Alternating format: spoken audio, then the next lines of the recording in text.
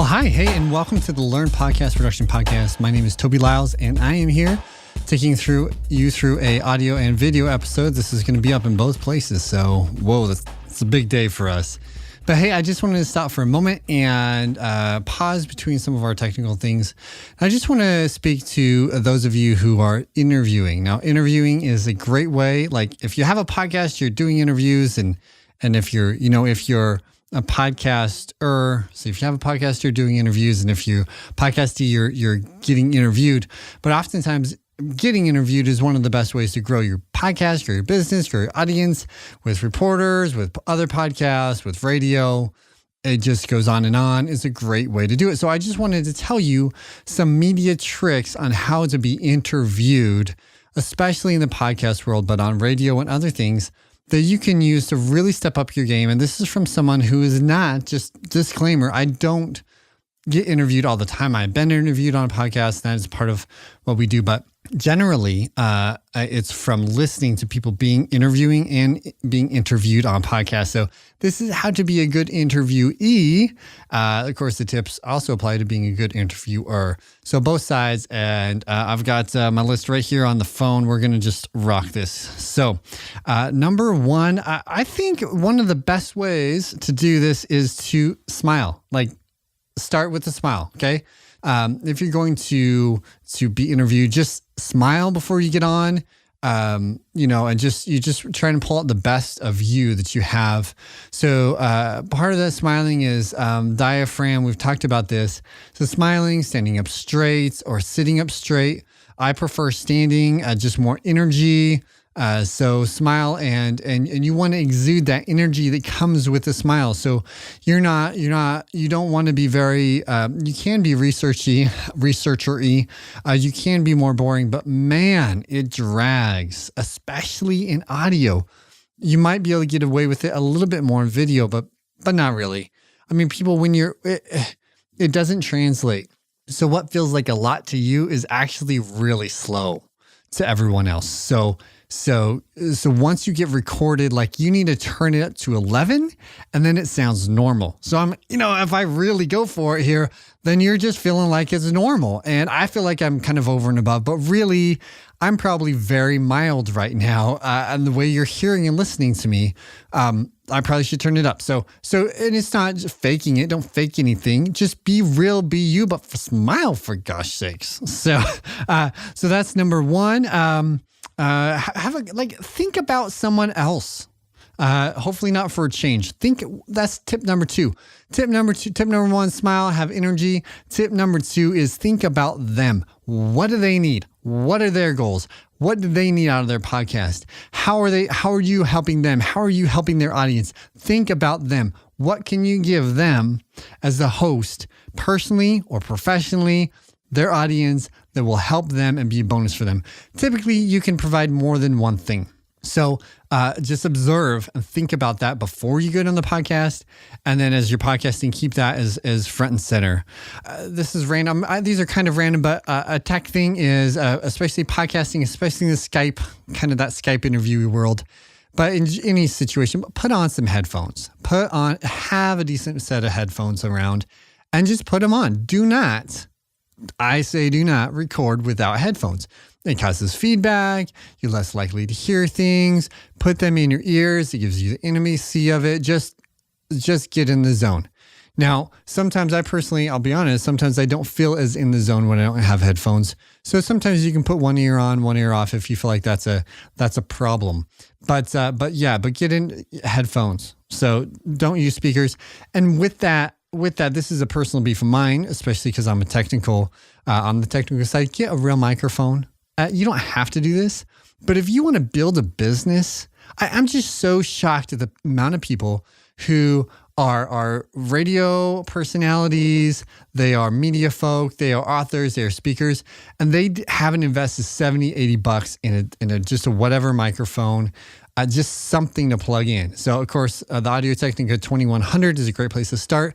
You don't have to be a podcaster, but get the microphone and just do it and offer. If you can record your side, if you can help them at all, technically offer it. That puts you above a lot of other interview interviewees for that host. And again, that's one way you can offering better sound quality. Not only gives you more authority and presence on the podcast, but it's also a help to the interviewer, and of course that's going to help you and help promote you. So and translate so much better to the audience. So that's a beef of mine. Another thing, of course, that's going to be a beef of mine, right? And I lost my list here a little bit. That's something you don't want to do. Let's see what else. So I just said a bunch. That's a great way to go. I said get energy, and I'm right.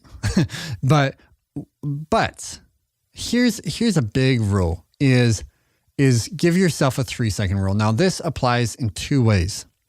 The first part of a 3-second rule when you're being interviewed is waiting 3 seconds for the host to stop talking and you to start. Now, this may not work all the time, especially in live radio, live TV. That may be a problem. If there's any sort of post-production, or even if it's live, just if you can wait a second, and just let them finish, and then, yes, and then say what you want to say, that pause right there gives them enough time to make sure their thought is complete. Otherwise, running over them just doesn't sound real good. Now, you can do it, but of course, how is that going to be translated, right? People are going to notice this and it's going to be translated odd. So be careful of that. Yes, so pause. Oh, the second way is in your own answers. Some people have, like I just did, some people have a tendency to, instead of pausing, we just throw a bunch of filler words. So we're saying, let me think about this. I'm gonna, here's the answer. So that's one way to do it. But if you do that, for one, it's hard for your post-production guy to grab those out, and it's not as noticeable. But it's basically it's post-production. To be honest with you, it's really easy to take that.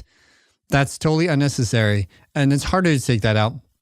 It's much easier to see and notice and take out this is the answer. So getting used to pausing and just thinking about it before you have your answer and have your answer a little bit more nailed down. When you start, it can really go a long way. So a 3-second rule in what you're thinking, a 3-second rule in responding to your host. Succinct answers, clear answers. Now, yes, if you're on a podcast, and some podcasts warrant long answers, but especially when you get towards media side, clear, succinct answers that are explanatory, answers that help the host, help the audience. You want to give simple, clear answers. You want to avoid extended, long-winded answers. You want to avoid beating around the bush forever and finally getting to it at the end. It happens. I do it constantly. I'm trying to work on that. But we want to have clear, defined answers and have them at the ready. Another thing with answers is stories. Involve stories in what you're doing. I don't get enough stories. It doesn't have to be long, but clear stories, examples that define what you're saying. It's one thing to talk about a concept, put a story to it, put emotion to it. You can get people to climb all the way up to the top of a mountain for the cause of a story. Stories will drive the conversation. Stories are what people are going to remember afterwards. So answer with stories. Have a few stories at the ready to apply, and not just kind of. I mean, if you can avoid the default and the canned story and just a real emotional, heartfelt thing. Hey, here's how this happened. That's just going to really resound. Even when it comes to your story and what you're doing, have your story down and don't just.